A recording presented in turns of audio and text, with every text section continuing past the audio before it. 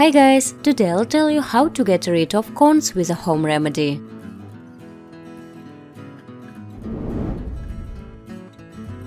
To prepare a compress you'll need only a small bunch of celandine.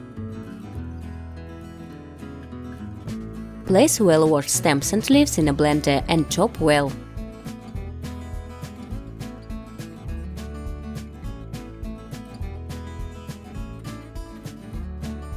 Rub the resulting mess in a cheesecloth.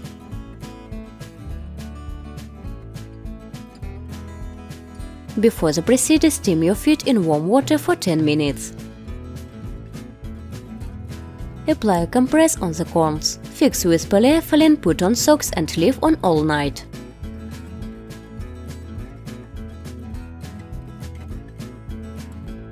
In the morning, remove the compress and softened horny layer. To get the desired result, perform the procedure every day until you get rid of corns. It usually takes 7–10 days, depending on the neglect of the disease.